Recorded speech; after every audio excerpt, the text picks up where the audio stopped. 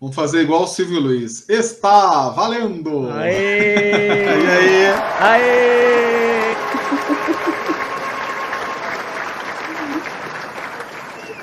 Como sempre, a gente já começa pedindo aquele like, pedindo inscrição no canal, porque é importante, porque a gente sabe que é necessário, porque na plataforma que a gente está, que é o YouTube, a gente só tem alcance quando as pessoas dão like, se inscrevem no canal, seguem a gente, se comunicam com a gente. Aí, para isso, a gente pede, se você tem alguma sugestão, quer deixar algum comentário, a gente pede para você mandar um e-mail para a gente. Você pode também deixar aqui nos comentários do vídeo, porque a gente sempre está lendo, que é importante, a gente sempre dá uma olhadinha aqui. Mas se você tiver um comentário maior para fazer, ou quiser fazer isso por e-mail, pode mandar um e-mail para podletrasoficial@gmail.com. Se você quer divulgar o seu trabalho, se você quer ter uma proposta comercial aqui para gente, um patrocínio, alguma coisa nesse sentido, você pode mandar um e-mail para podletras.comercial@gmail.com. E você pode apoiar o canal mandando um pix para a gente de qualquer valor para apoiepodletras@gmail.com, porque é muito importante, tá bom? Esse é o recado, tá, César? E também vou pedir para a galera seguir a gente nas redes sociais, né? O @podletras em todas as redes, né? No Instagram, no Facebook, no TikTok, no Quai, é tudo Podletras. Só entrar lá e nos seguir. Bom, hoje vocês vão perceber que nós não estamos fazendo um programa ao vivo. Hoje nós estamos fazendo um programa gravado. E nós temos um motivo para isso. Daqui a pouco a gente vai discorrer sobre esse motivo com a nossa convidada de hoje, que é a Karina. Seja bem-vinda, Karina. Muito obrigado pela sua presença. Eu que agradeço pelo convite. Eu adoro conversar, adoro fazer lives, adoro bater papo, mas eu não estou conseguindo, né, nos últimos tempos. Mas você veja, Karina, como a pessoa, quando ela não sabe qual é a pronúncia certa do sobrenome, ela prefere não falar. Aí ele não sabe se é Hyde ou se é Reid. Aí ele falou só Karina, que aí não tem como errar, né? Aproveita e já... Qual é a pronúncia correta do seu sobrenome? É Hyde, igual mata todos os insetos, não tem? Eu estava comentando com o Will antes, falei assim, eu imagino que seja Hyde, mas vai que não é, né? Vamos perguntar primeiro para não ter rolo, né? Vem do alemão, né? Se fala aí no alemão. Hyde. Bom, vamos começar antes de tudo, né, explicando para o pessoal por que nós não estamos ao vivo hoje. Quando eu entrei em contato com a Karina, ela falou para mim assim, olha, eu topo participar, eu só não posso fazer live. Explica para a gente, Karina, que é uma coisa que eu não sabia e eu imagino que pouquíssimas pessoas devem saber sobre isso, né? Por que a gente não está numa live hoje? Então, pouca gente sabe e eu confesso que eu também não sabia. Eu fui saber quando eu vim para cá. Eu moro nos Emirados Árabes. E os Emirados Árabes não permitem esse tipo de tecnologia. Eles não permitem lives, não permitem nada que tenha aquele tipo de tecnologia de... Eu acho que é VoIP. É, né? VoIP, né? Então, assim, eu não consigo falar com ninguém via WhatsApp, via Telegram, via vídeo, né? Eu consigo falar gravando, mando, recebo gravados também, mas eu não consigo falar vendo, olhando para a pessoa. Eles têm o sistema próprio deles, né? Eu baixei, minha mãe baixou lá no Brasil, que é um app chamado Botim. A gente conversa via vídeo através dele, mas é do governo, é deles. Mas você sabe dizer por que eles têm essa restrição? Eu não sei.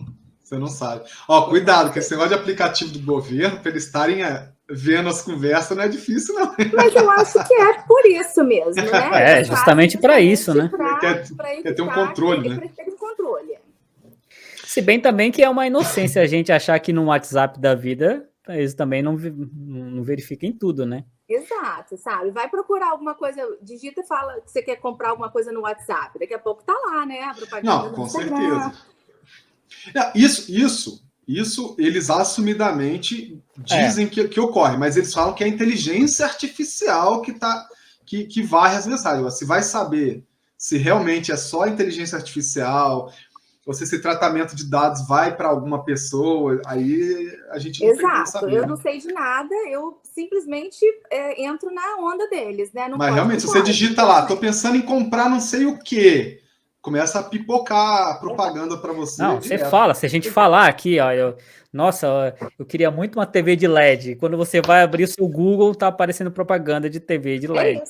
Mas eu acho que a inteligência artificial, porque eu acho que o volume de dados é muito grande, são centenas de milhões de pessoas ao mesmo tempo mandando mensagem, tudo não dá para ser humano controlando isso. Não, claro, eu acredito. São termos, né? Exatamente. Palavras, enfim. Eu acredito que sim, Will. A questão que eu levantei é se de repente alguma coisa específica não vai para. O tempo todo tem um robozinho acompanhando. Ó, o cara falou uma parada aqui, meio coisa, e se isso vai para alguém, entendeu? Se você começa a falar, por exemplo, que quer fazer um atentado, de repente isso é disparado para algum lugar, daqui a pouco tá batendo na sua porta. Né? Que nem você acabou de falar agora, né, César? Mas está dentro de um contexto, né? Não me coloque em problema. Está dentro de um contexto aqui, né? Mas é por causa disso. E é uma pena, né? Porque eu perco todas as lives. Assim, o problema do horário é difícil, né? Aqui para mim são quase 5 horas, para vocês são o quê? 10 da manhã? Vai dar 10 horas da manhã. Exatamente. Mas agora eu vou vir com outra curiosidade. YouTube, outras redes, você consegue acessar, assistir de boa ou também tem alguma limitação? Sim, consigo. Existem sites que são proibidos, né? Eu tento acessar e não consigo. Não é permitido pornografia, então assim, não tem essa de eu vou dar um pulinho no Xvideo para não, isso não existe. Aí tem que usar um VPN, né, Will? Tem gente que usa, né? Eu não faço essas coisas, eu sou. Tem gente que tem coragem. Sim, eu acho que eu teria medo também. Mas aí a dúvida é o que você foi fazer nos Emirados Árabes, Karina? Pois é. Meu marido trabalha com aço, né? Ele trabalha na indústria do aço e aí ele foi contratado pela indústria de aço daqui. Um ano atrás, ele veio primeiro e a gente veio logo depois. E aí estamos desde então aqui. E é um tipo de coisa que é um contrato por um tempo determinado ou não tem prazo para você ficar aí? No caso dele é um projeto que deve durar uns 3 a 4 anos. Como é que foi a adaptação aí? Foi difícil? Não, foi tranquila. Foi? Foi, as crianças se adaptaram super bem, minha filha nasceu fora, meu menino também passou um tempo fora, eles sempre quiseram voltar para fora, e, nossa, os dois foi uma brisa. Eu tô acostumada, né? Eu fico sentada na frente do computador escrevendo o dia inteiro, eu tô acostumada. Para você, tanto faz onde você tá, né? Tanto faz, eu falo pra ele, você pode ir pra qualquer lugar. Mas tem uma escola adaptada para estrangeiros, como é que é? Em qual idioma? É inglês? É o quê? Eles são uma escola americana. Existem escolas britânicas, escola americana, escola alemã, né? E, no caso, a gente colocou na americana e eles aprendem árabe lá também. Caramba! É muito legal. No seu currículo, você falou que já morou em vários países. Foi em função também desse trabalho ou não? Foram outros motivos que te levaram a morar fora? Eu morei um tempo na Alemanha, estudando alemão, né? Eu era professora de alemão. E aí eu passei um tempo morando, mochilando, e aí depois eu casei, e aí eu e meu marido fomos para os Estados Unidos. Depois passamos 5 anos, aí minha filha mais nova nasceu lá, meu menino foi alfabetizado em inglês, aí depois a gente foi para a Romênia. Passamos 2 anos na Romênia. E aí agora aqui em Emirados. É bem legal. Will, você que vai da Paulista pro Itaim Bibi acha que anda muito, ó? Não, mas eu também eu vim de um país muito distante, eu vim do Piauí. Você veio de uma terra muito distante. Eu acho que é mais longe que os Emirados Árabes ainda. Você veio de uma terra muito distante, né, meu? E como é que você, nesse trajeto todo, mudando de um lugar para outro, como é que você concilia com sua escrita? Você já falou que senta e escreve, mas como é que é? Primeiro você tem que chegar, se adaptar no lugar e tal. Como é que você vai nesse processo pensando nas suas histórias? Como é que você vai lidando com essa mudança de vida e produzindo sua literatura? Às vezes ela entra, né? Ela se mistura. Por exemplo, depois que eu morei na Romênia, eu escrevi um livro sobre vampiro. Eu acho que eu não pensaria em escrever um livro sobre vampiro se eu não tivesse morado lá, né? E aí, enfim, elas vão entrando. Não sei quando é que vai sair o livro sobre shakes, mas Uma hora sai. Isso que é o bom, né? Porque você faz uma pesquisa em loco, né? Com suas histórias. Exato, Não, ninguém pode falar que ela não sabe o que está falando, né? Ninguém pode dizer assim, não sabe o que está falando, não, está inventando. Isso é legal, porque uma das coisas que elogiam no livro do vampiro é, nossa, eu me senti na Romênia. Isso é bom, né? Sim. Então, mas além do lugar onde você está, o quanto você despende de pesquisa? Você faz muita pesquisa para os seus livros? Muita pesquisa, né? Você escreve livros históricos, né? Isso. Isso, vocês devem ter visto que eu escrevo romances de época, Sim. né? Que são romances passados no passado. Ele não traz demais a história, né? O foco é no romance, mas tem que ter pesquisa de qualquer jeito, né? Enfim, não existia zíper na roupa. O que era? Era laço, era botão, né? Tudo, cada detalhe que você coloca. Que tecido que as mulheres usavam, né? Você tem que ir lá buscar. E como eram as carruagens, como era a estrada, qual a distância entre um lugar e outro, né? Naquela época. Tudo é pesquisado. Nossa, dá uma trabalheira sem fim. Dá bastante trabalho mesmo. Eu tenho alguns contos de Sherlock Holmes que eu escrevi. Eu me vejo pesquisando assim, quanto tempo levava o trem da cidade tal à cidade tal em 1912. De uma Londres que não existe mais, né? Que tá lá. Exatamente. Então você tem que voltar àquele tempo. Que tipo de lojas tinha ao redor? Como é que era a iluminação da rua? É muita pesquisa. E você já teve que fazer tipo algum tipo de adaptação porque você não conseguiu achar a informação que você estava procurando? Sim, muita adaptação. Até porque na época, os romances de época geralmente se passam na Inglaterra, né? Existe todo um aparato online que você pode entrar, pesquisar, achar informação. E aí, quando eu situei na Alemanha, de 1870, imagina, a Alemanha não existia Alemanha, né? A Europa era uma coxa de retalhos, aquilo ali era cheio de condado, principado, ducados e grão-ducados, e cada um tinha suas leis, né? Era uma confusão sem fim mesmo. Eu tinha que reunificar aquilo ali mesmo. E unificar, né, no caso. E aí, nem tudo eu achava, sabe? Esses pequenos lugares, eles não têm um local onde eu possa pesquisar como era. Então, quando eu não achava, eu ia lá para nobreza inglesa, tirava alguma coisa, né? E adaptava. Com o tempo, eu fui achando as informações aqui e ali, e eu vi que não estava muito errado. Eles eram realmente parecidos, eram estados... eles casavam, né, seus regentes um com o outro, então eles tinham costumes parecidos. Você tocou num ponto interessante. Quando você fala de romances históricos, né? Quando você fala de passado, o público, em geral, tem uma dificuldade assim de entender que os países, eles não eram países até o século XVIII ali. Não existia, as nações não existiam. Todo mundo acha assim que Inglaterra sempre foi Inglaterra, Espanha sempre foi Espanha, Alemanha sempre foi Alemanha. E não era assim, né? Esse conceito de nação foi sendo criado, foi sendo montado, desenvolvido. E aí é como você falou, antes eram vários pequenos reinados, pequenos grupos aqui e ali, que muitos se uniam sob até uma mesma regência geral, mas ainda assim eram totalmente independentes, não era uma nação. Né? Tinha uma influência, justamente por falarem a mesma língua, mas eles tinham autonomia, né? Tinham linhas sucessórias diferentes. Sim. Isso realmente é algo bastante interessante e é até gratificante ver o nível, a profundidade da pesquisa que você faz para escrever suas histórias. Realmente, já arranquei meus cabelos. As suas avaliações extremamente positivas na Amazon não são à toa, né? A gente vê que tem muito, graças a Deus. Trabalho. Tem gente que gosta disso, que enxerga isso, né? Tem gente que não enxerga, tem leitora que não enxerga. Ela fala, não gostei do livro. Estranho, achei estranho estar situado num país diferente, né? Mas tem leitora que realmente gosta de viajar para um lugar diferente, gosta da novidade. Quantos livros você tem escrito, Karina? São muitos, né? 25. 25 livros.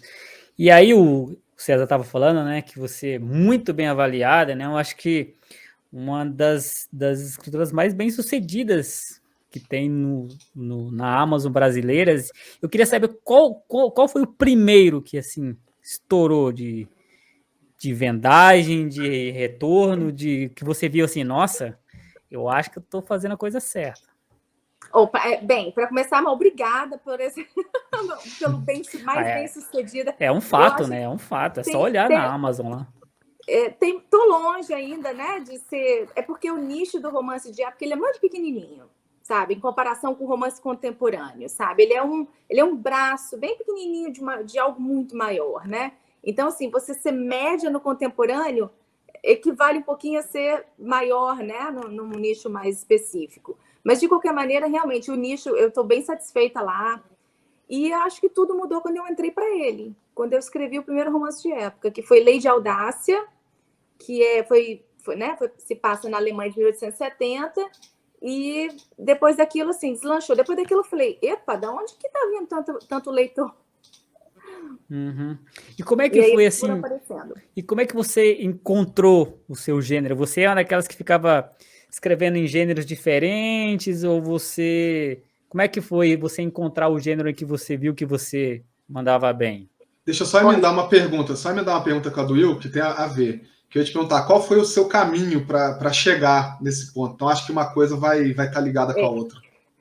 É o seguinte, eu escrevi de tudo. Eu comecei com fantasia, escrevi uma fantasia de bruxas, depois eu fui para um romance contemporâneo, depois eu fui para uma coisa mais... É um romance contemporâneo, mas um pouquinho diferente. Pode ir citando o nome dos livros, se você quiser, e se lembrar, né, Will? Com tanto... Primeiro veio Jornada das Bruxas, depois veio 60 Noites em Trindade, aí veio A Última Peça, e etc. Aí eu escrevi livros assim, eu vou escrever um livro muito doido. E aí, enquanto eu ficava saltando para lá e para cá, para lá e para cá, a gente precisa ter isso em mente. Eu acho que esse bate-papo para escritor é bom para elucidar assim, algumas dúvidas.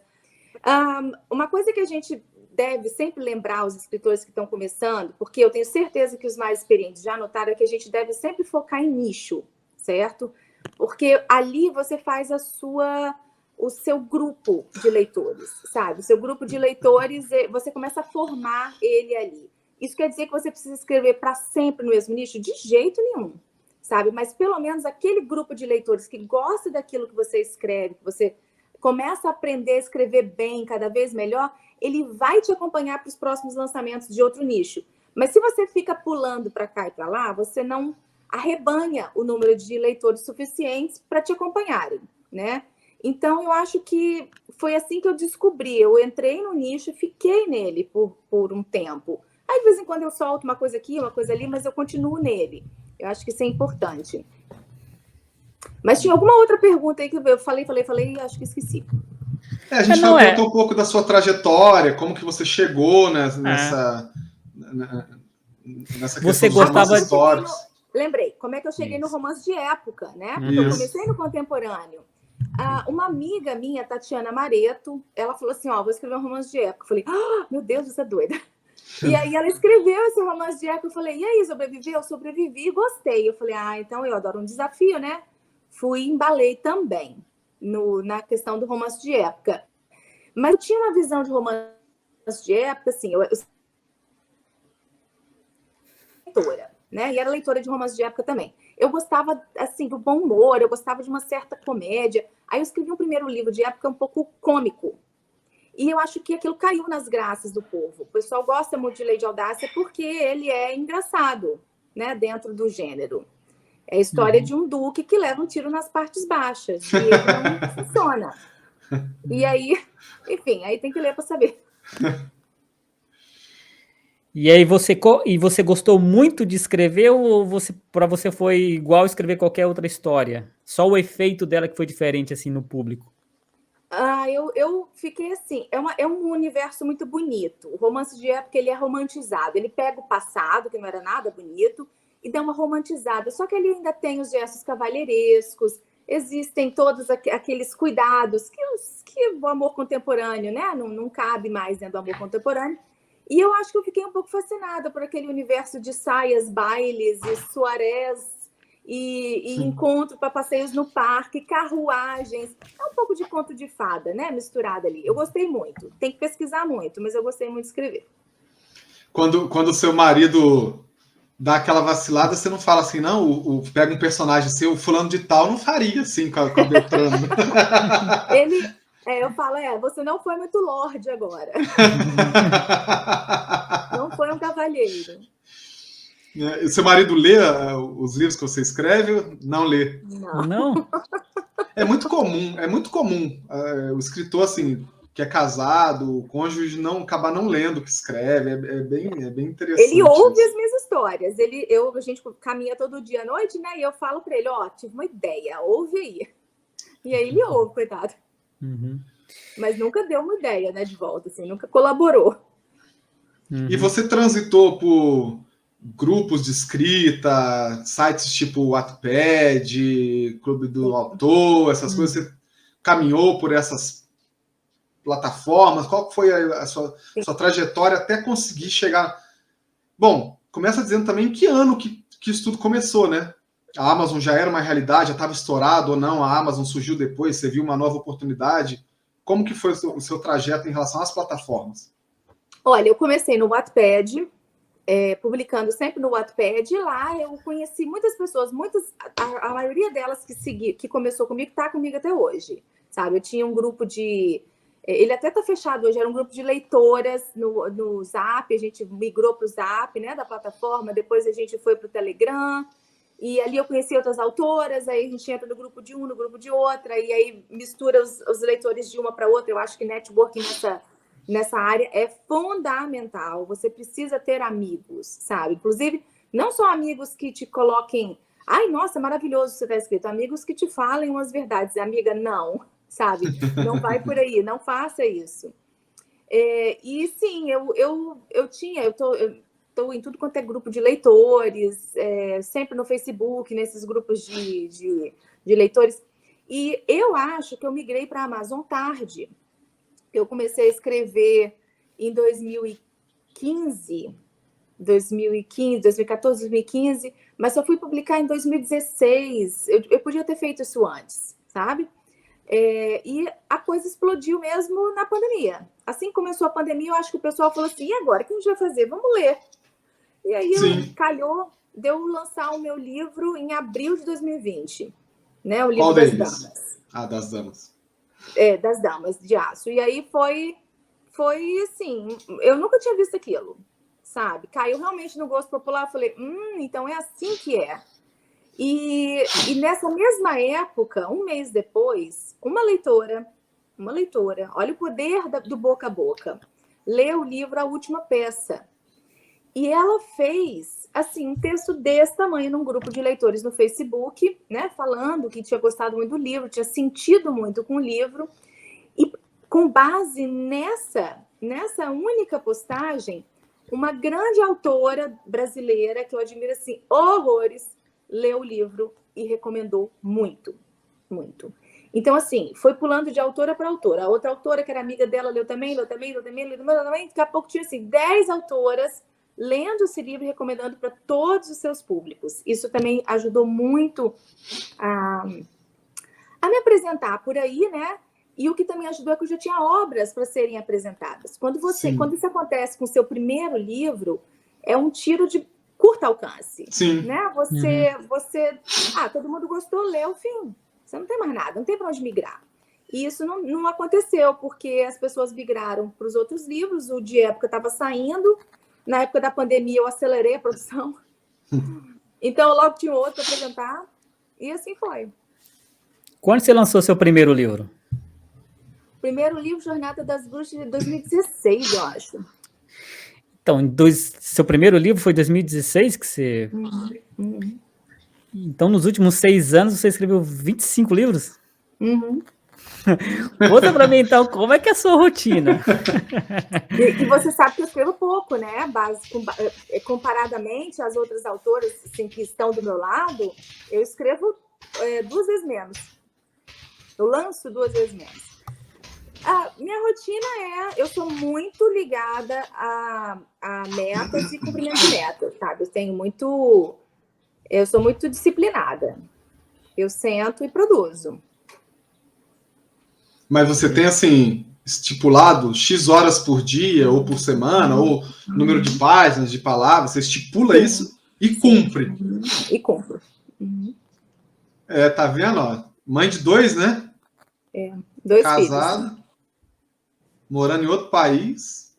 Você sai muito por aí, qual que é a sua rotina aí? Que é um lugar bem diferente, né? Você Bem fica querendo diferente. explorar ou não é tão livre para andar assim aí também? A gente não conhece, não, né? é bem livre. O país bem tranquilo. livre. Bem tranquilo, bem tranquilo. Me falaram, não pode usar camiseta. É tranquilo sair de camiseta. É assim, você não pode ir para todos os lugares vestida de ocidental. Né? Existem, mas assim, shoppings, compras, ruas de compras, passeios. Eu moro num bairro que tem muito expatriado, né? Muita gente de fora, então eu me sinto em qualquer outro lugar do mundo. Dubai é muito aberto, né? E, tem assim, muito brasileiro aí? Tem. Nossa Senhora da Penha, muito. Onde não tem brasileiro, né? Onde não tem. Mas é porque tem uma curiosidade do porquê que tem tanto brasileiro nos Emirados.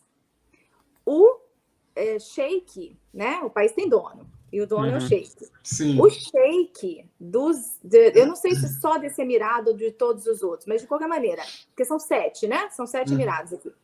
O sheik gosta muito de jiu-jitsu. E estipulou ele tem uma equipe. Toda escola municipal, estadual, whatever, a escola pública deles tem aula de jiu-jitsu. Então, o que você mais encontra é gente do jiu-jitsu aqui. E o lugar onde mais tem bom lutador de jiu-jitsu é no Brasil, né? Inclusive aqui de Resende. Aqui de Resende, onde eu moro, teve um pessoal que eu conheço que foi para aí, coisa de 1 ano e pouco, por causa do jiu-jitsu. E agora que você tocou no assunto que eu me lembrei, o Sheik tem uma equipe de jiu-jitsu, né? Ele criou uma equipe de jiu-jitsu. As Forças Armadas têm aula de jiu-jitsu. E são caras bons, tá? Ele paga bem, Will. Se você quiser aprender jiu-jitsu para lá, o cara paga bem. Agora tá um pouco tarde para mim. Tá nada. Até chegar numa faixa preta já. Mas é engraçado isso, né? Tem o lugar que tem um dono e fala assim, não, eu gosto disso, então todo mundo do meu país tem que aprender isso porque eu gosto, eles têm que gostar também. Então coloca aí nas escolas, tudo, né? Não tem que fazer uma lei, passar por um legislativo, não. Eu quero que tenha... É mais simples, pro bem o processo é o seguinte, o cara dormiu, sonhou, acordou, quero tal coisa seja instituída no país, acabou. Assim, eu não vou falar do lado ruim, mas o lado bom é que de um dia para o outro eles decidiram que não queriam mais sacola plástica. E aí, assim, a gente teve que se ajeitar, porque eles não deram mais, acabou de um dia para o outro. Mas aí a gente deu voltas e voltas e não chegamos na pergunta que eu te fiz. Você sai muito por aí? Você explora muito? Vai conhecer ou não? Você fica mais em casa escrevendo? Final de semana eu saio muito. Mas dia de semana eu trabalho.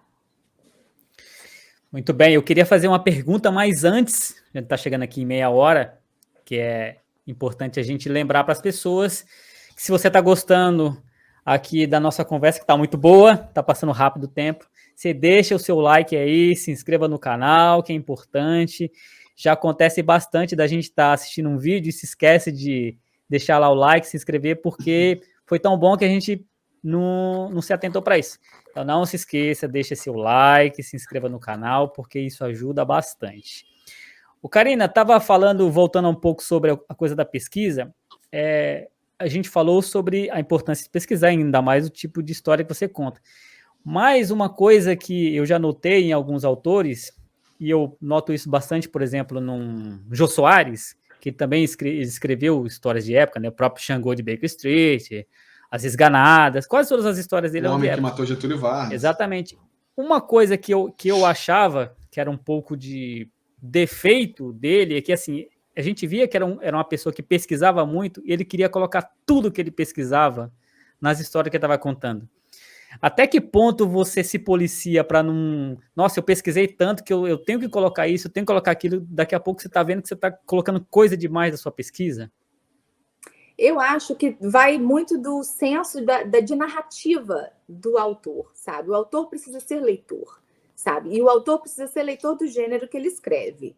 Eu leio romances a vida toda, sabe? Eu detecto rapidamente quando um romance exagera na exposição de fatos desnecessários. Um romance tem um único objetivo, mover a história do casal adiante. Ele não tem assim, todo o resto fica orbitando, sabe? Ao redor, mas não exatamente precisa aparecer toda hora. A função do escritor é levar essa história do casal, né?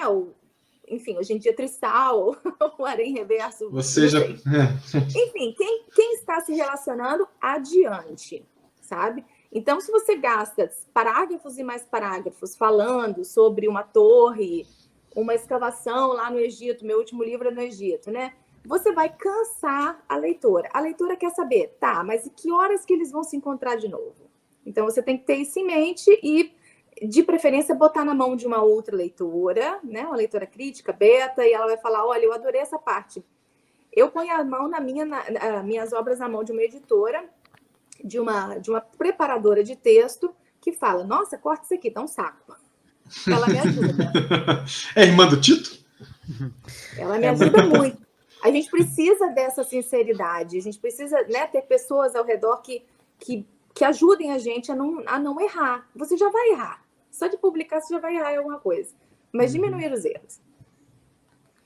É importante, né? Embora tenha alguns autores que acham que não precisam disso, né? Tem autor que acha que, não, do jeito que eu escrevi é para ser publicado e eu me garanto e quem gostar, gosta, quem não gostar, não gosta, né?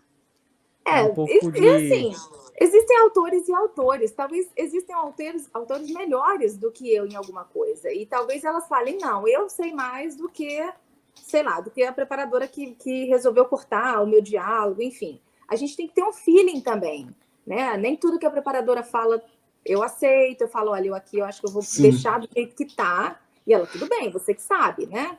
Mas eu sempre recomendo, quem me pergunta, olha, aceite ajuda. Mas aceite ajuda de pessoas competentes. Tá? Pessoas que sabem o que estão fazendo.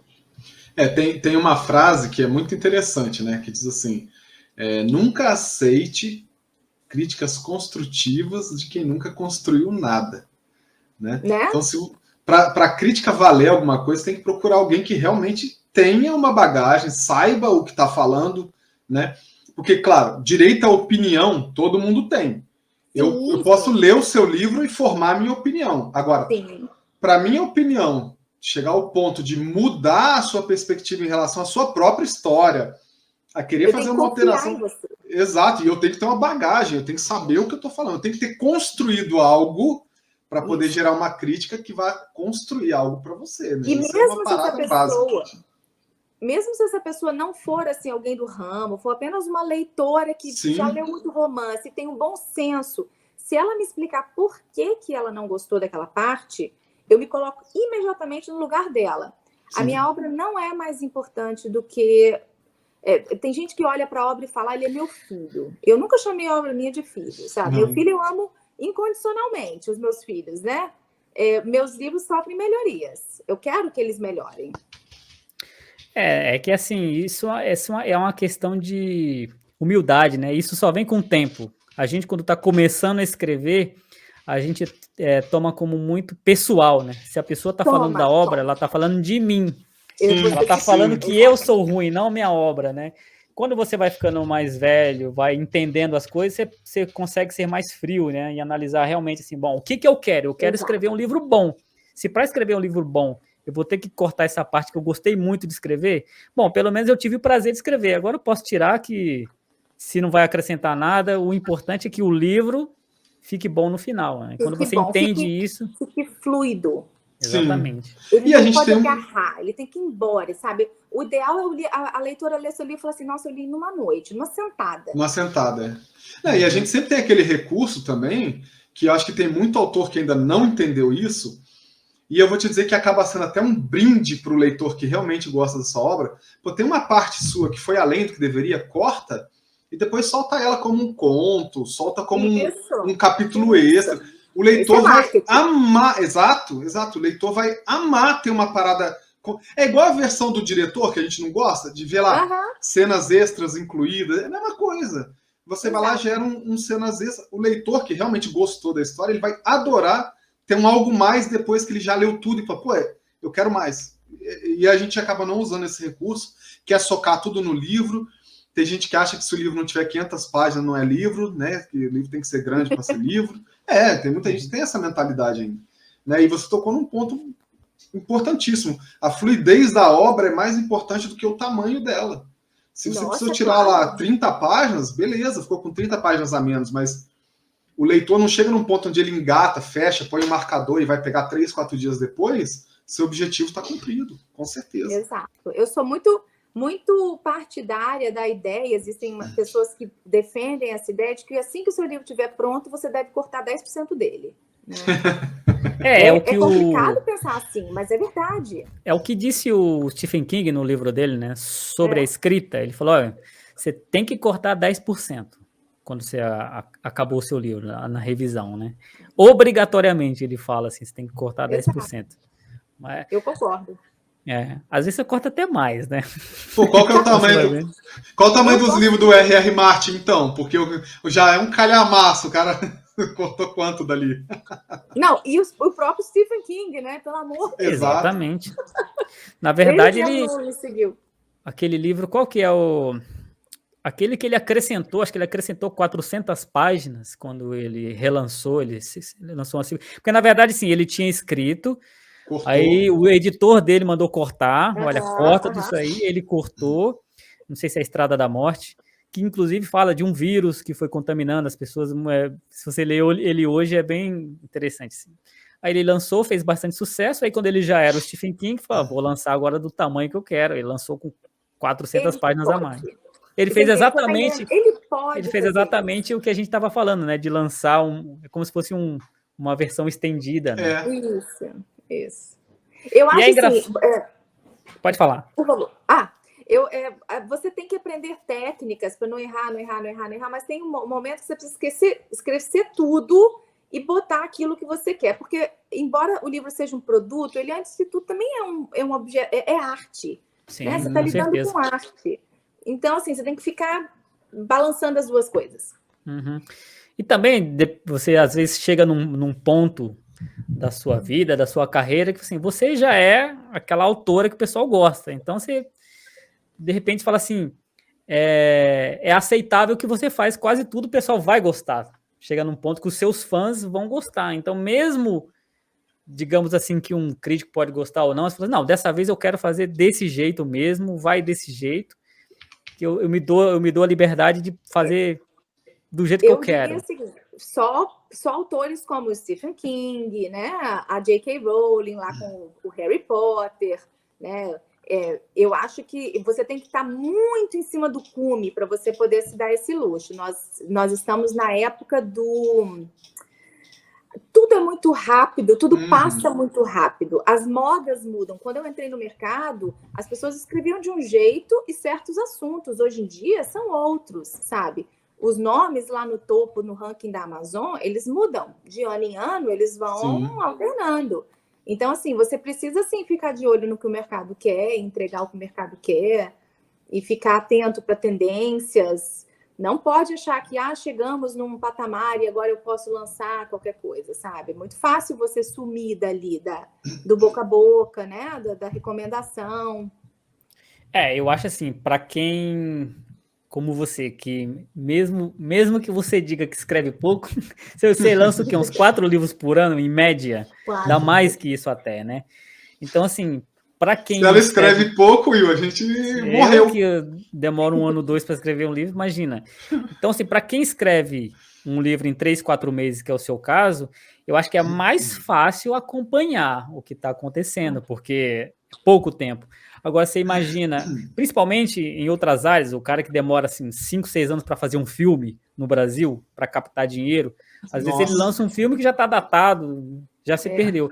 Alguém que, como eu, que demora 1 ano, 2 para escrever um livro, você começa assim, nossa, eu vi uma coisa, um assunto que está no ar aqui, deixa eu começar a escrever. 2 anos depois, já foi aquele assunto lá que eu estou lançando o livro. Então, eu acho que é mais fácil acompanhar quando você produz mais rápido, né? Como foi? Qual o seu gênero? O seu gênero? Eu escrevo policial. Mas aí que tá. A tendência, talvez, do policial não mude tão rápido quanto a do romance. É mais fixo, né? Uma coisa o policial é mais fixa também. Embora não, de vez em quando você tem assim, agora é hora das fadas, agora é hora dos elfos, né? Agora a moda é serial killer, então vamos serial killer. Não, agora é mais true crime, uma coisa mais voltada mais pro real. Já teve aquela coisa do romance policial tradicional, que às vezes, de vez em quando, dá algumas polêmicas, assim.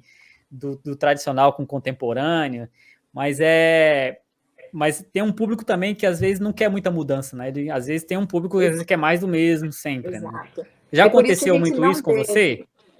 Olha, do quê? De um público querer... O público fala assim, olha, você está escrevendo coisa muito diferente. Você está começando a mudar muito. Você está mudando muito. Não.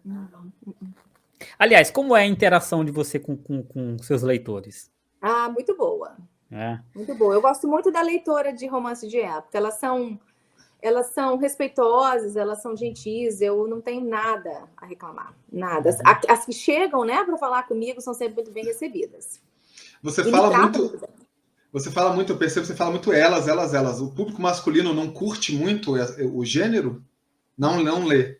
Não. Eu devo ter, assim, um ou outro leitor, mas eu não conheço. Sempre mulheres. Que tanto, né, meu Instagram todo eu falo para elas.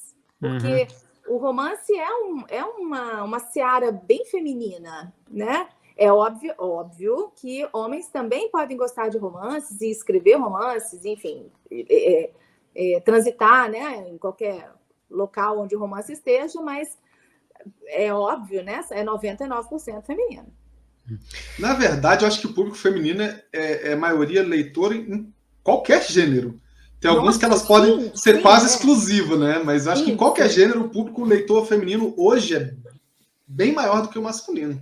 Eu acho que às vezes também o homem ele pode ler, mas ele não comenta muito. Ele só lê.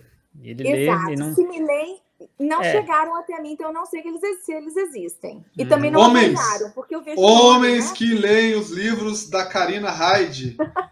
Apareçam, saiam de suas tocas, de seus buracos, vão lá e deem um feedback para a autora. Se bem que se você pagar e ler, já tá bom, né, Karina? Pagando e lendo, já tá bom. Mas assim, se eles chegassem, eles seriam muito bem recebidos também. Sim. Eu tenho uma pergunta que, assim, cada gênero, tem gêneros que tem mais e tem menos polêmicas. Cada gênero tem as suas pequenas polêmicas ali. Mas, principalmente... que eu percebo, todo mundo percebe, né? Que é ficção científica e fantasia. São onde tem mais treta. Quais são as polêmicas? Você não está por dentro do mundo do romance. Você não lê romances, Will? Passa a ler. Por isso que eu estou perguntando agora, quais são as polêmicas do romance de época? Quais são? Do romance de época? Eu acho que de vez em quando aparece assim, se sua história teve acurácia ou não, se ela foi acurada, né? Escrita de uma maneira que condiz com a época. Às vezes, o que eu vejo, às vezes as pessoas reclamarem eu não me senti no passado. Parecia que eu estava lendo uma história passada no presente, sabe? Que estava se desenrolando no presente. Isso é um problema grande, né? Para um porque... Eu também acho que quem entra lá no romance de época, ela quer ser transportada, né, para aquele universo. Então, talvez isso aconteça. Mas, assim, o que eu gosto no romance de época é que não existe treta entre autoras. Eu não conheço, eu desconheço. Se existe treta de autora, passou por mim, eu não vi, sabe? Então, assim, eu acho as autoras muito respeitosas umas com as outras. Eu acho que entendeu que a competição, a competição é boa, sabe? Existem muitas leitoras e, assim, ela lê seu livro numa sentada, significa que ela tem 4 meses para esperar até o próximo livro, né? Então, tem tempo para ler dos outros. Vai ler as amigas. Mas é um nicho sem tantas tretas, tá? As do contemporâneo, eu sei que tem um pouquinho mais, pelo que a gente ouve, né?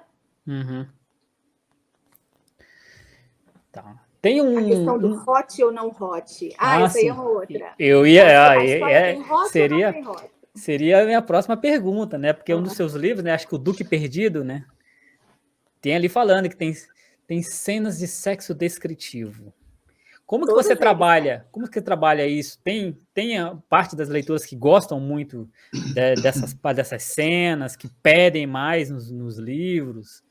Olha, eu acho que é quase faz parte do nicho, sabe? Se você pegar Julia Quinn, Lohane Hitt, Lisa Kleypas, Sarah McLean, que são os grandes nomes, né, entre outros, os grandes nomes do gênero no mundo, você vai encontrar... Tá falhando, não, né?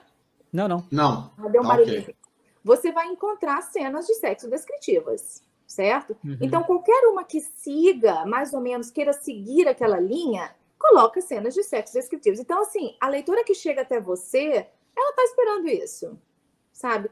Existem romances de época sem, como existem romances contemporâneos sem. E de vez em quando você fala, quem aí sabe de recomendações de livros que não tem? Aí a gente sempre recomenda. Porque eu não acho que deva ser obrigatório, né? Deus me livre.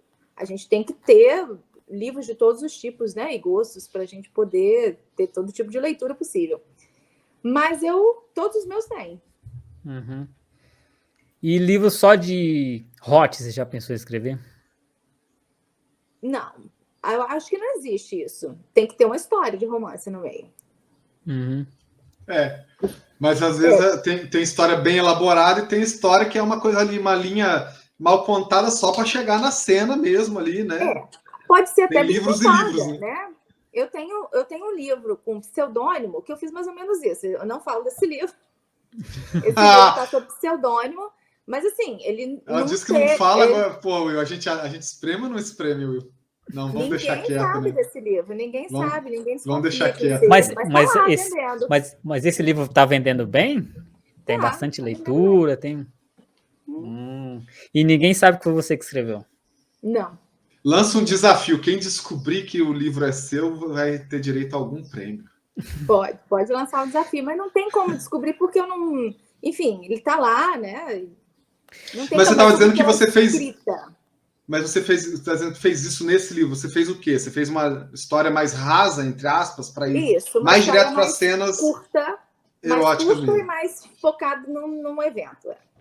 Entendi. Mas eu acho que um livro, quando você escreve sob pseudônimo, o bom é isso, é ninguém saber que é você mesmo. Exato. Agora você sai espalhando para todo mundo que é um livro que você escreveu com pseudônimo. Que graça tem? A graça é justamente... Verdade. Inclusive... É interessante para você estudar o mercado também. O pessoal gosta do meu nome, né? Das minhas histórias de época, ou é porque gosta da minha escrita, né? Eu acho até que todo autor devia ter mas vários pseudônimos, que de vez em quando ele poderia escrever coisas diferentes, até de fora do país, ou de outro estado, de outro gênero, embora seja difícil. Mas eu acho que a graça é justamente essa, é ninguém saber que é você que está escrevendo aquilo ali. Mas aí a gente cai numa situação, que é até um assunto que eu já queria abordar, a gente pode já até emendar o assunto. A gente sempre comenta muito, né? Que hoje em dia, observa-se que para você vender livro, você primeiro tem que se vender, normalmente. Normalmente, o público vai gostar, vai com a tua cara para depois comprar a tua obra, né? A pessoa que tem um pseudônimo, que não mete a cara naquele pseudônimo, né? Não aparece. Como que encontra o público? Como que você fez para encontrar o público? E aí fica esse questionamento. Como trabalhar, Will, vários pseudônimos e se você não vai botar a cara e não vai ter aquela persona para a galera se identificar, né? Como que trabalha isso? Então, mas eu impulsionei no Instagram, né? Coloquei lá o público-alvo que eu queria chegar e botei para impulsionar. Mas às vezes o que gera a atenção é justamente isso, você não saber quem é a pessoa. Então, se você cria um pseudônimo, sei lá, que o cara é da Islândia. Porra, quem que é esse cara da Islândia que está escrevendo esse livro que está sendo lançado aqui? Exatamente. Eu acho mas em português da Islândia vai ser um pouco difícil, né, Will? Põe de Portugal, pelo menos. Basta que você diga que é um livro traduzido. Porra, é um livro que está sendo traduzido para o português porque fez muito sucesso na Islândia. Hoje em dia a leitora não cai nisso. A marketing vai lá e pesquisa você. Cadê você no Instagram? Cadê você no Google? Porque tem autores, hoje em dia eu não sei, mas que se notabilizaram justamente por ninguém saber quem é, nunca ter visto. O maior exemplo no Brasil, acho que é o Dalton Trevisan, que você não acha foto dele na internet. Acho que só tem uma foto de 50 anos atrás. E ele é um dos maiores autores de conto, premiado, tudo, mas ele não vai, ele ganha prêmio, não vai à cerimônia para aceitar, não dá entrevista, nada. Chamam ele de vampiro de Curitiba, né? Então, até hoje, claro que é de uma geração, ele é de uma geração anterior, ele é da mesma geração do Rubem Fonseca, do Carlos Heitor Coni, acho que ele deve estar com 90 anos. Mas hoje em tá dia vivo, realmente né? Eu não ia falar isso. Eu não ia falar isso, né? O cara tá vivo e já não tá mais, né? Eu não ia falar isso, mas já que o César falou. A Helena Ferrante é assim, né? Ela não. Helena Ferrante, exatamente. Ninguém sabe como ela é. Mas esse pessoal começou numa época um pouco anterior também, né, Will? Hoje em dia, acho que é muito difícil a pessoa começar sem meter a cara. Aliás, hoje em dia, o cara às vezes tem que começar fazendo dancinha para depois dizer, olha, eu escrevo também, vai lá e compra o meu livro. E a galera vai lá e compra. Tem que se vender. Hoje em dia, você faz parte da sua obra, sua vida particular faz parte dos livros, né, da venda dos livros, as pessoas te seguem, elas querem saber o que você está cozinhando, o que você está fazendo, quando você está viajando. É muito diferente do que era 5 anos atrás. É que, na verdade, assim, para você vender um pseudônimo que não vai aparecer, você precisa de muito tempo e disponibilidade para traçar uma estratégia de postagem, de aparecer sem aparecer. Como é que eu vou fazer isso? E a maioria de nós não tem tempo. Então, fica mais fácil a gente tirar uma selfie da gente quando a gente vai num lugar. Não, isso aqui vai durar 24 horas. Então, a de hoje eu já fiz. Então, eu não preciso ficar pensando, criando uma coisa que precisaria, se você não quisesse aparecer, né? Eu acho que o pseudônimo dá mais trabalho. Muito mais trabalho. Com certeza. Porque você tem que pensar em como promover você e a sua obra sem que você exista, porque é um pseudônimo, daria bem mais trabalho. Quando, na verdade, que às vezes você está sem saco, você vai lá, faz um story dizendo, pô, tô aqui, vamos escrever mais um pouco, tal. Bom, já fiz um storyzinho, já foi suficiente, então é bem mais fácil. Porque essa coisa que demanda a rede social de você tem que estar todo dia, é persistente, né? Todo mundo que vai dar conselho sobre rede social fala isso, né? Que você tem que ter uma constância. Sempre tá publicando, sempre tá postando. E às vezes a gente que é de uma outra geração, que às vezes não tem 20 anos, não tem 16 anos, porque para essa garotada, a rede social é a vida delas. Então elas não sabem não postar. O tempo todo você vê algumas postagens, é nada que as pessoas postam, é fazendo qualquer coisa. E a gente pensa assim, não, se é para postar qualquer coisa, eu não vou postar. A gente faz esse julgamento. Você tem que encarar como trabalho, sabe? Exatamente. A gente não pode encarar a escrita como sonho. Se você quer ganhar dinheiro com ela, é trabalho. Significa que todos os dias você precisa postar. E você não pode postar só o que te dá na telha lá na hora. Você precisa postar de uma maneira inteligente, né? Ou seja, vamos fazer um teaser do próximo lançamento? Vamos falar do livro que está lá parado? Vamos falar de uma promoção para chacoalhar alguma coisa que não está sendo lida? Sabe? Precisa ter estratégia por trás, né? E faça suas listas e marque, vai ticando tudo que você tem que fazer no dia, porque tem que fazer.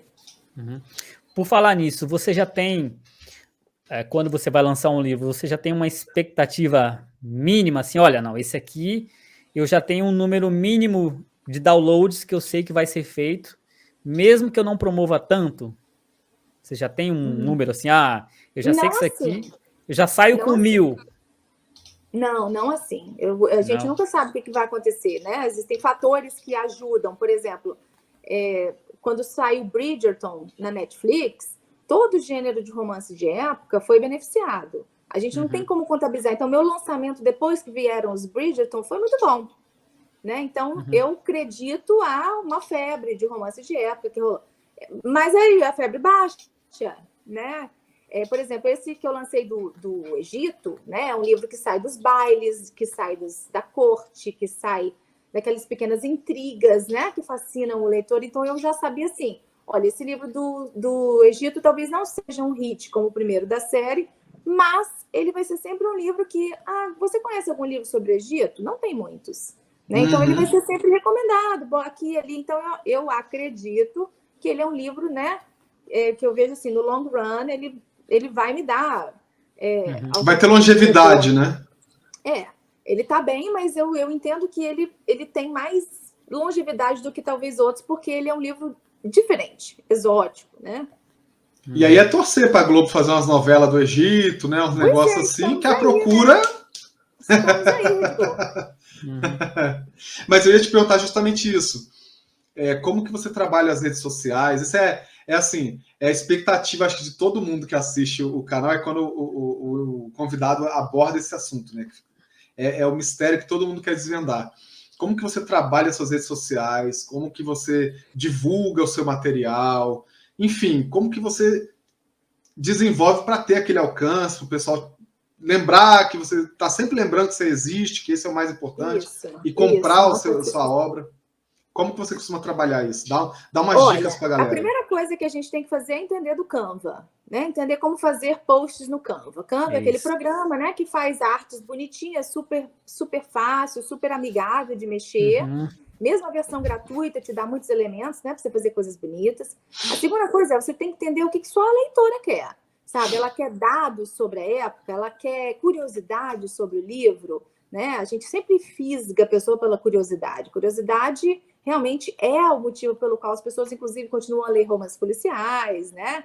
Existe um livro muito bom que fala sobre a psicologia da leitura de romances, né? Curiosidade, satisfazer lacunas que não são preenchidas, você tem que preencher. Então, você tem que ter isso em mente e criar posts sobre isso. Tem gente que cria 30 num dia, reserva um dia, cria 30 e posta cada dia um.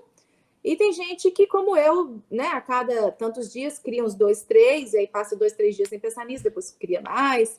O importante é você tem que estar toda vez lá, e não podem ser...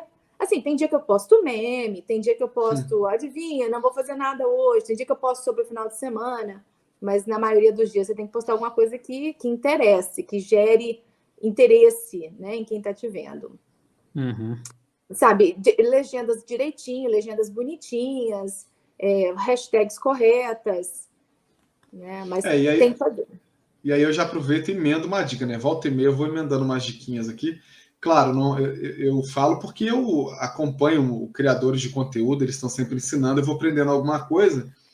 E a Karina falou agora de legenda, né? Então, o Instagram, sendo mais direto, mais exato, o Instagram não gosta que você mexa nas legendas das suas postagens. Então, se você vai criar a legenda, cria com atenção, porque se você editar a sua legenda, o seu alcance cai. O Instagram não gosta. Eu vivo ditando essas coisas do algoritmo. Coisas do algoritmo. Karina, o César, ele aprende muito, mas só não põe nada em prática. Nada. Não põe nada em prática. Nada. Agora ele é um estudante aplicado, agora só falta ele pôr em prática as coisas que ele aprende, né, César? Mas tem que jogar no mundo, tem que escrever e jogar no mundo. Mas volta e meia eu vou soltando mais diquinhas assim das coisas que eu vou aprendendo. E realmente, o algoritmo do Instagram ele não gosta que você edite legendas, o alcance cai bastante quando você edita. Eu acho que talvez ele entenda que você, de repente, está tentando enganar ou burlar alguma coisa. Editar legenda, você fala assim, depois que você posta, depois você vai lá e arruma? Você publicou, você vai lá e arruma, o seu alcance cai. Porque eu acho que ele entende que é como se você tivesse, por exemplo, colocado uma coisa de interesse geral e depois você vai lá e muda e coloca o que você realmente queria colocar. Aí você atinge um alcance, depois você muda para a mensagem. Eu acho que ele entende que é como se você estivesse tentando burlar. E o algoritmo do Instagram não gosta de legendas alteradas. Então, às vezes é mais vantajoso. Se você acabou de postar, só teve 10 curtidas, é mais vantajoso você excluir, mudar o texto da legenda e postar novamente, que você vai ter um alcance, um resultado bem melhor. Ou então ele entende que assim, não é algo novo, eu não tenho porque ele tá repostando algo que ele já postou, então não tem por que eu dar alcance tem só algo novo. Eu estou conjecturando, Will, mas isso é um fato. O algoritmo do Instagram diminui a relevância da postagem que tem a legenda alterada. Isso aí é fato. Onde você tem mais alcance, Karina? É no Instagram? No Instagram. Facebook é uma coisa que morreu um pouco, né? Tem gente ainda que... O Facebook ficou intragável, né? Tem gente que ainda tem bastante alcance lá, mas realmente Facebook acho que deu uma caída muito. Twitter é uma coisa mais para texto, e aí tem uma questão muito tóxica ultimamente, muito política. E acho que Instagram, Instagram e tem uma coisa do TikTok que é muito de vídeo exclusivo, né? E eu acho que fica difícil para quem trabalha muito com texto ter que converter para vídeo, fazer uma coisa mais chamativa é mais difícil, né? Mas lembrando que a gente já conversou aqui também no próprio Pod Letras, tá, Will? Sim. O Instagram está migrando para vídeo. Logo vai acabar as imagens do Instagram. E hoje os Reels são muito mais entregues do que qualquer outra postagem de estática, de imagem. Então também a gente vai ter que engolir, cara, não tem jeito.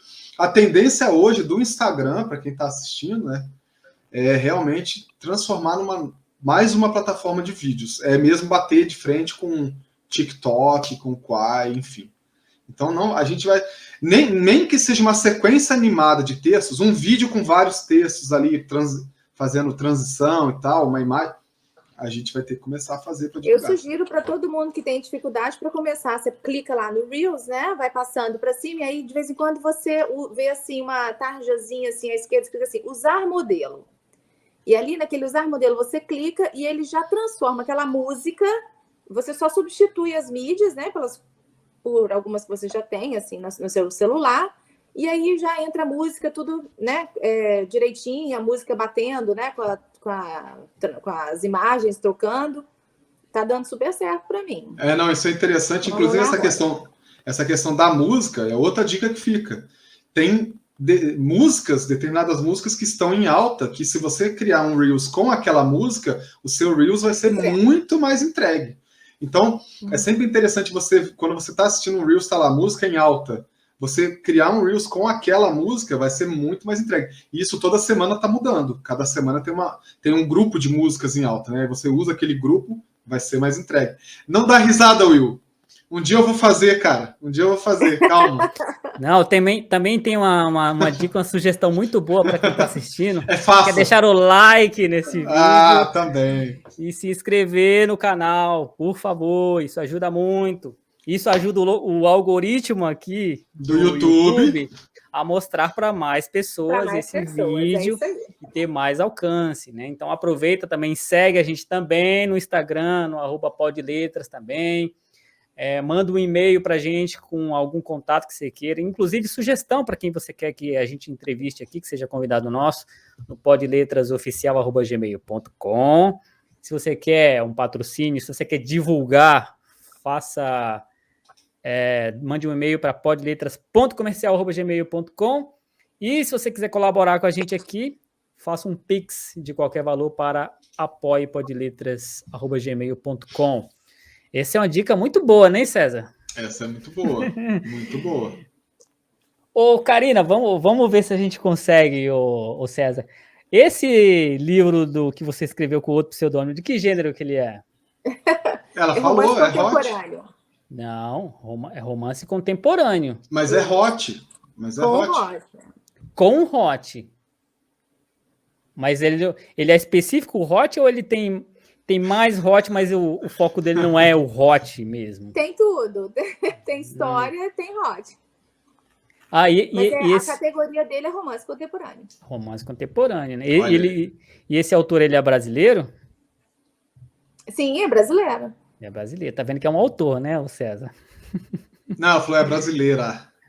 Brasileira. Não, brasileira? Brasileira. Então é uma autora. Aliás, você acha que para você tem uma dificuldade, você já escreveu em primeira pessoa com outro gênero?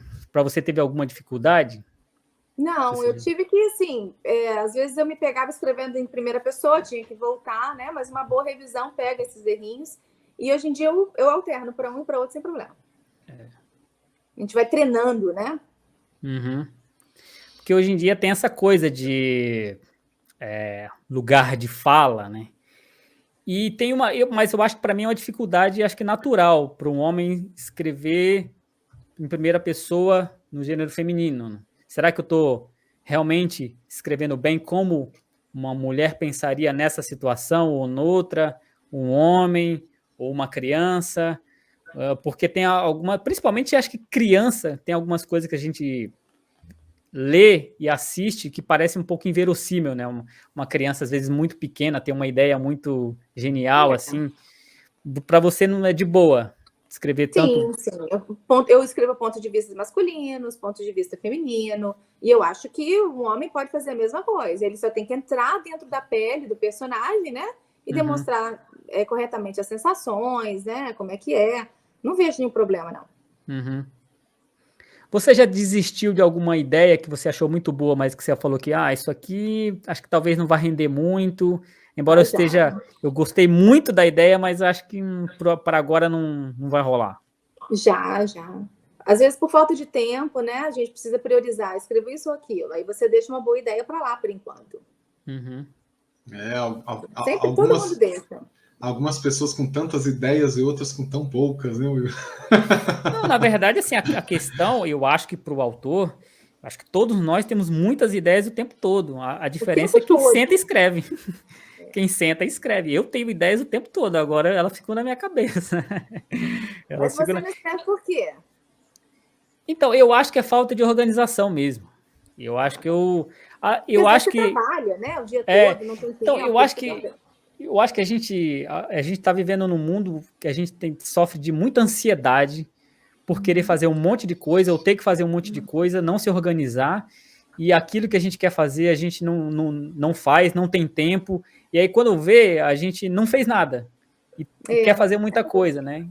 É por isso que é um pouco perigoso essa coisa de rede social também, porque, beleza, você não está escrevendo nada, mas está ficando 1, 2 horas ali numa rede social, ainda que seja para tentar aprender como é que ela funciona, mas você está deixando de lado o principal, que é escrever, né? Corte de rede social. Para poder produzir, você precisa se afastar delas. Sim. Você tem que estar lá, faz o que você tem que fazer, né? Dá aquela atenção a quem fala com você, e aí você fecha ela e vai fazer as suas coisas. Uhum. Aprendeu, César? Né? Traçar metas fáceis de realistas, né? De realizar. Não adianta falar, vou escrever 4.000 hoje. Eu não consigo escrever todo dia 4.000, né? Às vezes eu consigo, às vezes não. Mas 1.000 dá. 1.000 dá. Se você planeja a cena na sua cabeça antes, né? Anota assim no papel, olha, primeiro ele entra na casa, ele acha a arma, e aí ele entra no quarto e acha a moça morta e liga para a polícia. Bota isso no papel. Sim, você faz o esqueleto, né? Da cena. Eu faço muitos esqueletos. Esqueleto de cena, esqueleto da história inteira. Eu sou muito ligada em estrutura. Will, abre seu celular, coloca aí tempo no Instagram, coloca na tela aí pra gente ver. Você tá falando muito aí, ó. Não, mas eu vejo pouco. Vê pouco, né? É que depende do parâmetro, né? O que é ver pouco, o que é ver muito, né? Entendeu? Eu acho que comparado eu vejo muito, na minha opinião, muito. Fico muito no Instagram, tem que cortar isso. Comparado com os adolescentes, a gente não vê nada.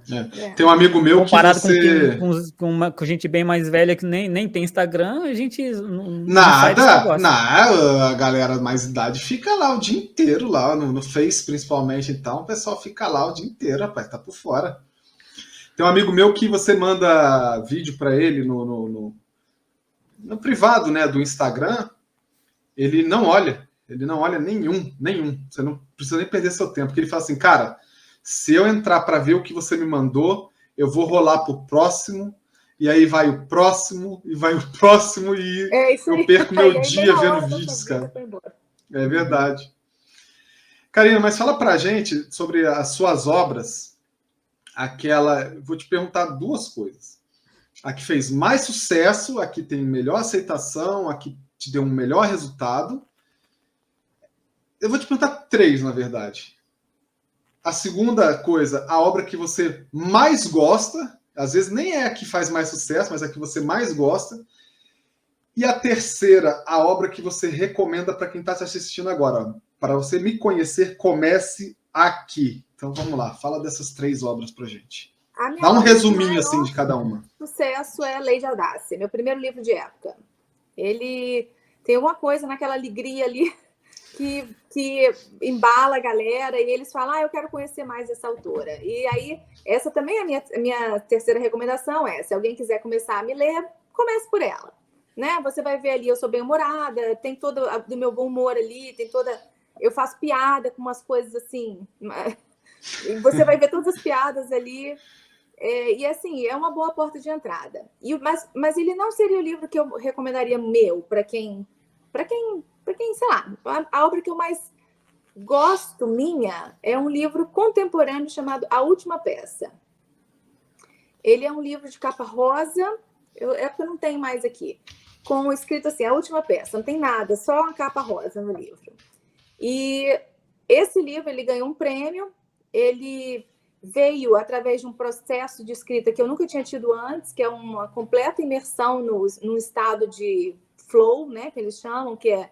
Eu já não sabia mais o que era eu que escrevia, ou eram as vozes na cabeça que estavam ditando, e eu escrevi o livro muito rápido, o personagem falava comigo, sabe? Eu precisava botar aquela história para fora, nunca mais se repetiu isso. Depois é muito mais suor do que só inspiração, né? Mas aquele outro, eu estava realmente envolta num processo diferente. Inclusive, parei tudo na minha vida, porque como psicóloga eu fiquei assim, o que é isso que aconteceu, né? Fui estudar e descobri a obra do Mihail Csikszentmihalyi, que é o nome dele, que é um cara que escreve sobre o estado de flow, né? Aquele estado em que você sai de si e mergulha numa atividade e você retorna horas depois sem saber para onde foram as últimas 5, 6 horas, sabe? Quando você vê, tem capítulos e capítulos prontos. Isso aconteceu uma vez. Mas você escreveu essa história em quanto tempo? Só para... É porque ela começou com 120 páginas para participar do concurso, né? E depois eu fui aumentando ela, então eu não sei exatamente quanto. Não, mas essas 120, as 120 iniciais, você escreveu assim em quanto tempo? 1 mês, 2. É porque na época eu ainda atendia, né? Em consultório. Sim. Então eu trabalhava e assim, eu escrevia junto com o trabalho, mas foi rápida.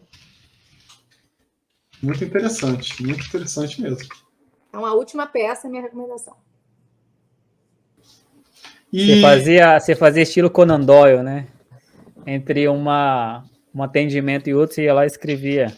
Ah, é? Ele fazia isso? Não sabia, ele fazia não. isso ele escrevia o Sherlock Holmes assim. Na verdade, ele começou a escrever porque acho que ele abriu um escritório, não sei, acho que ele era médico, né? Ou era advogado, César? Cara, agora você me pegou. Não, ele abriu o escritório. À toa, né? Então, exatamente, como ele não tinha muitos clientes, ele começou a escrever assim. Engraçado que ele não... Para ele mesmo eram histórias menores, né, do Sherlock Holmes, assim. Eu acho que talvez ele fosse médico, porque o Sherlock ele baseou num professor dele de alguma matéria de medicina, que esse professor era bem... O Sherlock Holmes é bem baseado nesse professor dele, assim. A maneira como o cara falava e a lógica do cara é bem baseado nisso daí. E a capa é bem bonita, né? Tem um cadeado do livro. Ele tá na Amazon. Capa tem a ver com a história. É mesmo? É uma história muito cheia de metáforas. Eu gosto muito de metáforas. Eu acho que quando a gente está nesse estado imersivo, as metáforas se misturam com as palavras e aí você vai falando com 2 camadas, sabe? A camada de leitura e uma camada de compreensão, e é um livro cheio de camadas. Muito bacana mesmo. E o quanto você coloca da sua formação acadêmica nas histórias suas? Porque você é psicóloga, né? Então, você põe muito de psicologia nos seus personagens? É estranho, né? Já vivem me perguntando isso, eu às vezes falo que sim, às vezes falo que não. Porque se você pensar, eu não saio falando sobre psicologia no livro, mas como que você vai tirar de você o conhecimento sobre alguns processos psíquicos, né? Então, eu acho que entra naturalmente por causa da minha formação. Qualquer formação minha entra, né? Qualquer experiência de vida minha entra na história. Muito bacana. Quer falar ou eu posso falar? Não, pode falar. Tá. Eu quero saber, Karina, a gente já está chegando mais ou menos próximo aqui do final. Eu quero saber de projetos futuros, no que você está trabalhando agora, o que seus leitores podem esperar. Legal. Você pode explanar um pouquinho aí, sem dar muito spoiler aí pro pessoal. Tá bom. Eu gosto de trabalhar com séries, né? Eu tenho a série Damas de Aço, são 4 livros e um conto. Essa série, aí eu tenho depois uma outra série, que são 3 livros, e agora essa série terá 4 livros e talvez um conto. Eu estou terminando o final, eu estou terminando o 4º livro, né? Que é a história da última personagem que eu apresento lá no começo, né? A história dessas 4 moças que moram nessa rua da capital da Prússia, né? De Berlim. E aí eu fui contando história de uma, história de outra, e agora a história da última. E essa história, mais uma vez, eu misturo, né, as coisas que eu vi nos últimos tempos, que eu fui fazer um passeio e conheci a história dos Templários, né, dos castelos Templários, da viagem dos Templários a Jerusalém, e quando eles voltaram, e todas aquelas intrigas. E uma coisa foi levando a outra, e eu acabei parando nas lendas arturianas. Me pergunta por que essas coisas saltam na cabeça do escritor, né? Uhum. E aí eu falei assim, olha, eu não estou preparada ainda para escrever um livro na Idade Média, né? Eu preciso, mas eu quero falar sobre isso. Como? Então, ele vai ser período regencial, né? 1824. Ele vai ser um escritor sobre sagas cavalheirescas. Ah, que bacana. E aí, assim, é uma maneira de incluir, né? O que as coisas que eu vi. Eu gosto muito de ler fora do meu gênero. Uhum. Eu li muita coisa sobre os cavaleiros da Ordem de São João, depois eu fui para os Cavaleiros Teutônicos, e aí Cavaleiros Templários, e fiquei apaixonada pelo assunto. Uma hora eu vou escrever sobre isso. O que reforça o que a gente sempre fala aqui, né, Will? Que um bom escritor tem que ser um ótimo leitor, né? Não tem que ser um bom leitor, eu também acho. Não tem de vez em quando aparecem umas pessoas falando que são escritores e não gostam de ler, eu falo, como? Não, tem uns que batem no peito para dizer assim, né, sou escritor, nunca li um livro. Meu irmão, eu que não quero ler o livro dessa pessoa, desculpa o preconceito, mas... Tem que ter um senso narrativo apurado para contar uma história. Tem que ter bagagem, tem que ter conteúdo, além de tudo. Você tem que ter, né, conhecimento sobre algumas coisas. Você não precisa ler sobre tudo, né? Nem precisa ser... um doutor em tudo, claro que não. Um doutor em tudo, meu Deus, não. E existem ótimos contadores de história também, que não são nem letrados, né? Mas eles geralmente são contadores de histórias verbais, né? Enfim, mas eu acho que se você se define, né? Que você vai escrever, colocar no papel, você tem que ter um bom domínio da língua. Com certeza. E primeiro que ler é um prazer, né? Ler não é... Ler é um prazer. Primeira coisa. Segundo que quem escreve sem ler, escreve bela de porcarias que fica um texto dessas pessoas, né? Não tem...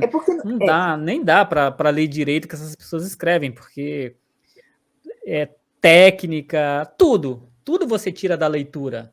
Até mesmo aquilo que você aprende em cursos técnicos, você vê na leitura que outros usaram, e aí você replica, né? A maioria da gente que começa a escrever, no comecinho vai até imitando quem a gente gostou de ler, até achar o próprio estilo, né? Então imagina você que nunca leu, como que você vai até começar a escrever? Você vai tentar replicar aquilo que você assiste em série, em filme, aí fica ruim demais. A escrita exige técnica, né? Ela não é baseada em técnica, mas como qualquer arte, né? Como a escultura, como a pintura, como coisa, você precisa ter uma noção dos elementos que compõem uma história, né? Você precisa saber o mínimo de estrutura, dos 3 atos que seja. Você precisa ter um bom domínio do português, você precisa saber sobre voz narrativa, você não ficar uma hora falando no mesmo parágrafo da cabeça de um, da cabeça do outro, né? Uhum. E o Will até falou uma coisa interessante aí. Você percebe das pessoas que escrevem quem lê e quem só assiste muito filme e série, porque a linguagem do cinema não é a mesma linguagem da escrita. A maneira como você retrata as coisas, né, no audiovisual não é igual como você retrata num trabalho escrito, né? Então, às vezes eu consigo identificar assim, ó, essa pessoa ela até escreve legal, mas ela é muito cinéfila, viciada em série, porque você vê que a narrativa dela não flui da maneira como que a narrativa de um livro, né, fluiria. E até porque o audiovisual é muito mais voltado para a imagem do que para a fala em si. Né? E a imagem está passando 1000 sentimentos ali, né, que a escrita precisa desenvolver seus métodos para passar. Né, exatamente. Aliás, pensando nisso, qual livro ou livros se você acha que melhor seriam adaptados para um filme ou para uma série? Dos meus? Sim. A Última Peça seria uma ótima adaptação. Hello, Netflix. Olha aí. Aliás, a gente já falou algumas vezes aqui sobre isso, né? Como você lidaria? Porque, assim, a partir do momento que o estúdio comprasse os direitos, eles iam poder fazer do jeito que quisesse. Comprou. Como você lidaria de ver uma coisa que eles mudassem tudo, assim? Como você se sentiria vendo isso? Vocês conhecem a Julia Quinn, que é aquela escritora de romances do Bridgerton, que está na Netflix agora? Sim. Eu fui numa palestra que ela estava falando, e aí fizeram essa pergunta para ela. Como seria? Na verdade, fizeram essa pergunta já no passado, porque quando a Shonda Rhimes comprou os direitos do livro dela, ela assinou um documento permitindo que fosse feito tudo, qualquer alteração. E o motivo, ela falou o seguinte, preste atenção, o mercado não comporta romance, o mercado não gosta do romance. O romance é um gênero que, embora muito bem vendido, é sempre visto como romancinho. Tipo, não, amorzinho, historinha de amorzinho. É coisa de mulher, enfim, nada não tem profundidade, né? Então ela falou, quando eu vi aquela mega empresária comprando o meu livro, comprando um livro de época que, dentro do gênero de romance, nunca viu a tela, a não ser nas suas 100 mil adaptações de Jane Austen, eu falei, minha filha, toma, você pode fazer o que você quiser. Porque isso vai abrir o caminho para muitas outras obras. Então, eu acho que o pensamento dela, eu entendi, compreendi, concordo com o pensamento dela. Se alguém resolvesse pegar um romance, alguém com o gabarito, né, com o currículo que a Shonda tinha, né, que a Shonda tem... Ou uma Netflix mesmo, né? Faz o que você achar que você deve fazer. Mas tem autor que não pensa assim, né? Tem o Alan Moore. O Alan Moore, ele inclusive da adaptação do V de Vingança, ele exigiu que o nome dele fosse retirado dos créditos, tudo, porque ele não gostou da adaptação que fizeram. Talvez mataram aí a essência, né? Eu não sei como é que seria, mas se alguém pegasse um romance, cara, você vai matar o romance? Então, mas é justamente isso que eu tô falando. Se mexessem numa coisa que você fala assim, não, isso não poderiam ter mexido, e foi justamente nisso que mexeram. E às vezes o autor é cobrado, né? Vem o leitor que lê o livro, ele cobra do autor. Mas como é que fizeram isso? Como é que você deixou que fizessem isso? É uma pergunta difícil. Ela foi respondida de maneira fácil, mas é difícil. É sua obra. Você quis mais passar uma mensagem ali. Mas você pode falar assim, olha, pagando bem... Que mal tem. Faz o que você quiser. Eu acho que você tem que ver quem que vai comprar, né? Se for uma pessoa acostumada a fazer as coisas assim, uns enlatados, né? Só para ganhar dinheiro, aí você pensa, meu livro vai virar um enlatado na mão dela, né? Você consegue resistir à tentação? Né? Mesmo vendo as verdinhas na mão? Mas eu não sei se, por exemplo, o Stephen King... Eu acho que deve ser o autor que mais tem obras adaptadas para o cinema. Eu não sei nem se ele tem algum critério, porque para ter tanta obra assim, eu acho que assim, pagou... eu acho que ele deixa rolar. Superproduções e produções mega B, né, dos livros dele. Sim. Eu entendo também o lado da produtora, né? Por exemplo, você pega os próprios livros do R.R. Martin, né, que são obras monstruosas, e a adaptação deve ser uma coisa de louco mesmo. E chega um ponto que os caras falam assim, a gente não pode seguir o livro totalmente, porque se o cara já leu o livro, já sabe tudo que vai acontecer, pela curiosidade só, muita gente não vai assistir. Então eles vão dando também umas mexidas, umas mudadas, chegam a alterar até mesmo final de personagem, rumo de personagem, para poder dar uma inovada e ter um atrativo diferenciado para o público, né? Porque se você pegar o livro e seguir a risca do início ao fim, eu acho que cai no desinteresse também de muita gente. É isso que os fãs querem, tá? Todo fã de uma obra quer que ela seja, assim, adaptada fielmente, né? Mas aí é aquele fã bem chato. A maioria não é assim. A maioria lê, se diverte, se distrai ali, mas não é ferrenho, não fica lá. Na verdade, assim, não liga para isso. Na verdade, um filme, uma série, tem mais alcance que um livro. Então, na verdade, assim, é mais para apresentar aquela obra ali para um público diferente. Sim, que aí depois... Imagina o que faria com os livros, né? E todo mundo sabe, é uma coisa assim, não se discute muito, que livro é melhor que filme. todo livro é melhor que o filme que Tem fizeram. exceções, tem Exatamente. exceções. Que justamente são Pouquíssimas. que são justamente isso que você falou, exceções. Exceções, exato. Porque São pouquíssimas. Então, às vezes, a série, no mínimo, serve para você atrair mais leitores para sua obra. Mas também o R.R. Martin reclamou bastante também, principalmente do final, né? Reclamou. Ele falou, porque essa nova série também é escrita por ele, né? Casa do Dragão. Mas ele falou que o primeiro Game of Thrones era para ter umas 12 temporadas, na visão dele. Era para ser melhor exploradas. Aceleraram muito.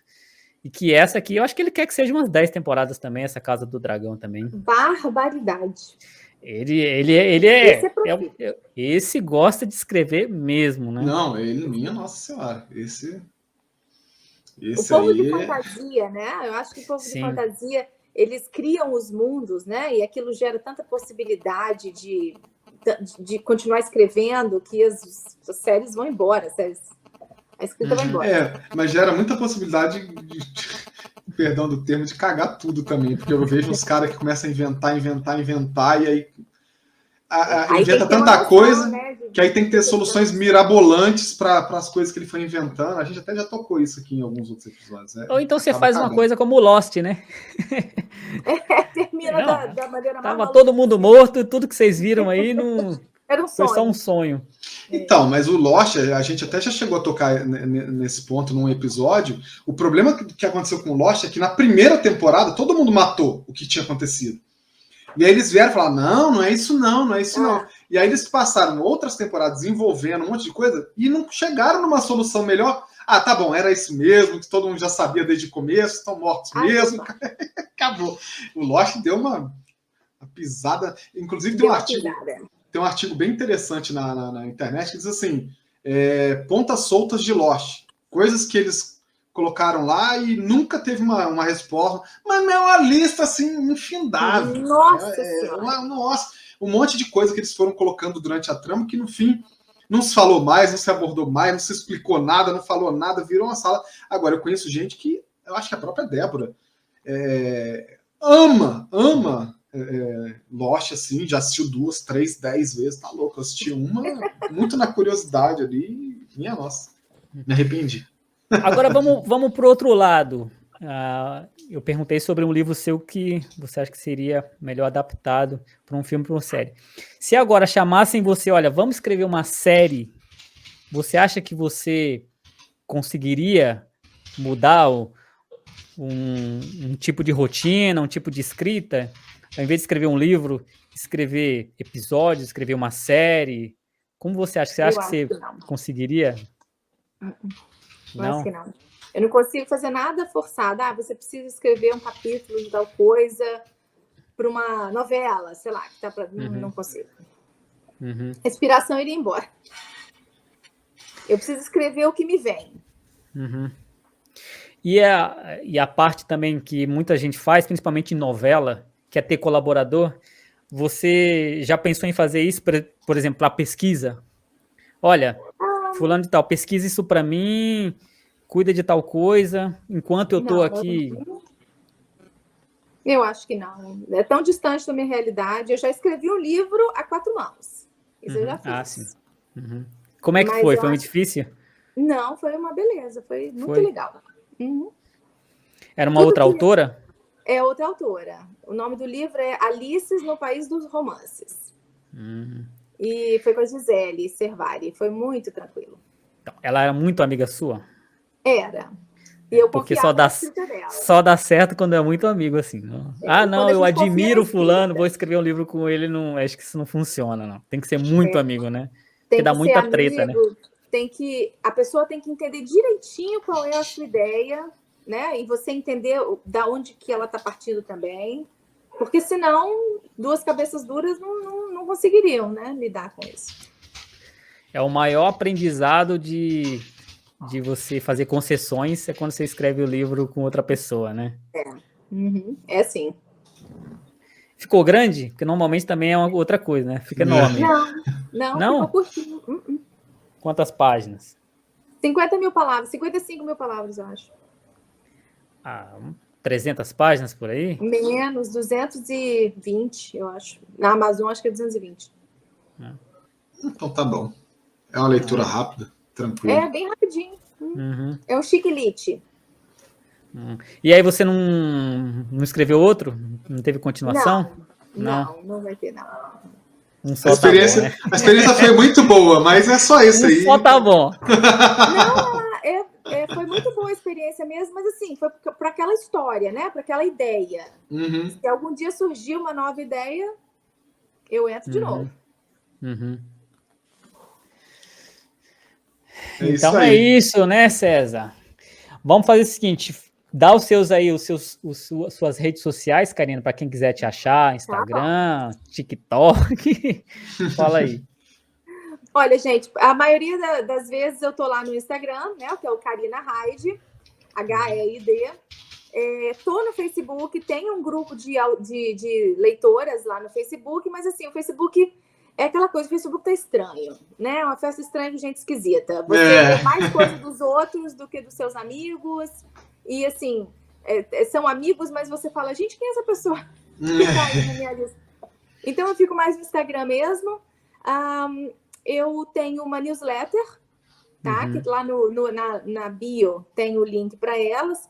Estou na Amazon, é só digitar meu nome na Amazon que você vê todos os meus livros. E que mais? Estou em 3 editoras, na verdade. Eu estou na Freia /School, com a série das Damas de Aço. Estou na editora Crivo com a Última Peça. Essa Última Peça é um livro físico lindíssimo, lindíssimo. A capa dele é texturizada, com escrito em prateado, uma coisa linda. Chique. E tô agora na editora Cabana Vermelha com a minha fantasia de vampiro. Que é o Príncipe Vampiro. Todas essas editoras são brasileiras, não? Todas brasileiras. Tá, porque eu não tinha ouvido falar, mas eu também ando meio por fora de editoras. São editoras pequenas, né? Tem surgido várias. Pro nicho de romance.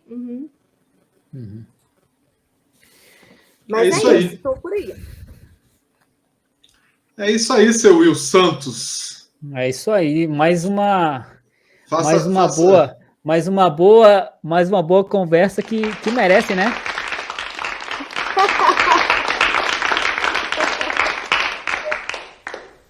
Eu agradeço muito esse bate-papo. Adorei. Cadê aquele? Você é verdade, né? Também tem.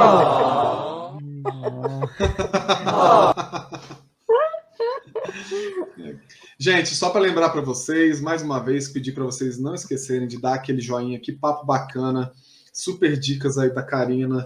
É uma escritora que realmente, assim, acho que quanto mais você procura saber, mais você se impressiona com o trabalho dela, realmente é muito boa mesmo. Obrigada.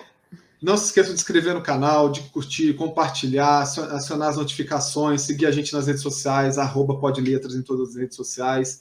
Tem a minha também, tem a do Will, estão aí escritas o tempo todo aí para vocês verem. A gente agradece muito a audiência de todos. Hoje a gente, infelizmente, não teve participação no chat, porque a gente está tendo uma conversa gravada, como já foi explicado desde o início. E eu agradeço muito, muito, muito a Karina, foi super solista, aceitou o convite logo de cara e realmente foi uma conversa assim, fantástica. E a participação dela com certeza vai render aí muitos comentários positivos. Agradeço bastante. Agradeço bastante mesmo a sua participação. Para a gente não perder o nosso hábito, o Will vai falar, deixar uma mensagenzinha aí e a gente deixa a Karina se despedir com a mensagem final para a gente. É isso aí, gente. Mais uma vez, agradeço estar participando aqui junto de César R.M. Costa, né? Aqui é uma dupla constante aqui. Agradeço muito a Karina, foi muito legal, foi muito interessante, de bate-papos assim que a gente está à procura, né, para mostrar para vocês. Por isso que a gente pede essa força de dar o like, se inscrever no canal. Agradeço a audiência de todo mundo, a participação da Karina e a companhia do César. E a gente se vê numa próxima. Lembrando que toda terça e toda quinta, às 8 da noite, no canal do Pod Letras, sempre vai ter um convidado com a gente aqui falando assuntos interessantíssimos como esse. É isso aí. Muito obrigado. Agradeço muito pelo convite. Eu, né, mais uma vez eu falo, eu adoro bater papos literários, eu gosto realmente do assunto, gosto da área, gosto de falar sobre isso. Fiquei muito feliz, né, desse papo ter se desenrolado assim de uma maneira tão legal. Obrigada por terem se adaptado às minhas particularidades aqui. E vou ficar de olho no vídeo depois. Se alguém tiver pergunta, eu vou lá e respondo. Tá ótimo. Então é isso, gente. Muito obrigado. Até a próxima aí. Um grande abraço para todo mundo. Tchau, tchau. Tchau, tchau. Tchau.